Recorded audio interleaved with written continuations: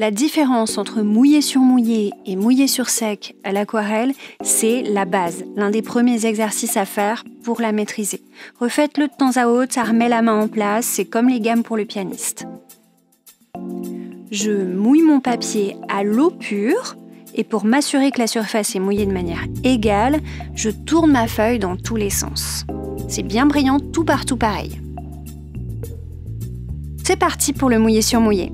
Si on veut faire des nuages, par exemple, on prend un peu de peinture, ni trop crémeuse, ni trop liquide, on la répartit sur la surface humide.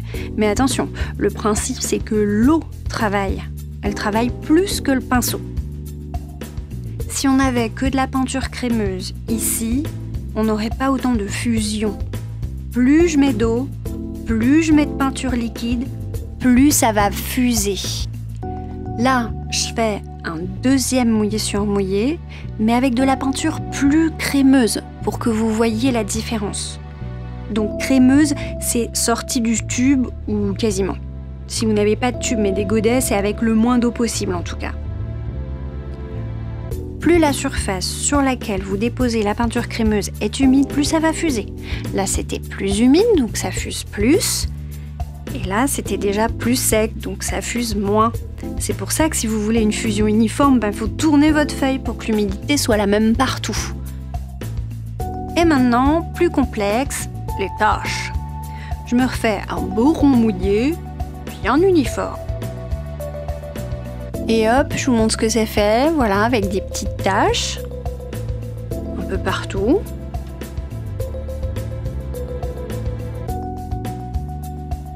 Là, vous pouvez voir, c'est vraiment l'eau qui bosse. Pour le coup, on ne touche pas la surface. J'ai même envie de me faire une grosse tache là pour vous montrer ce que ça donne. Donc, je presse mon pinceau et je plouche. Celle-là, elle est bien humide, elle va bien se diffuser, elle va bien être uniforme.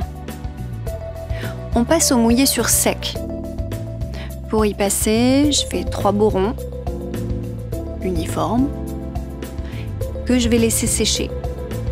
Que je vais sécher en fait avec un sèche-cheveux parce que je suis pas patiente. On se fait nos nuages en sec.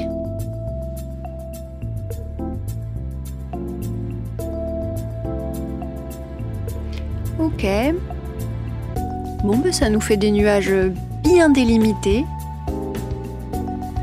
Et si je reprends ma couleur crémeuse de tout à l'heure, je vais aussi avoir une délimitation très nette. Alors, je vais pouvoir retravailler ma forme tant que je veux, tant qu'elle est humide. Bon voilà, zéro fusion.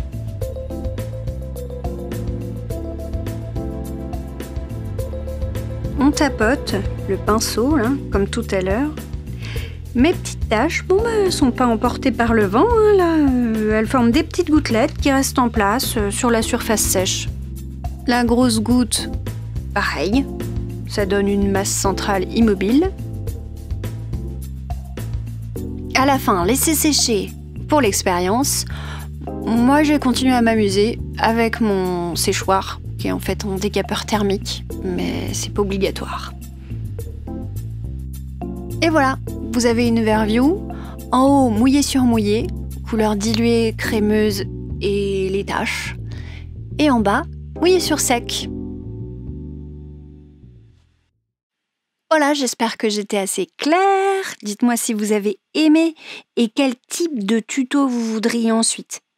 Et abonnez-vous pour les prochains.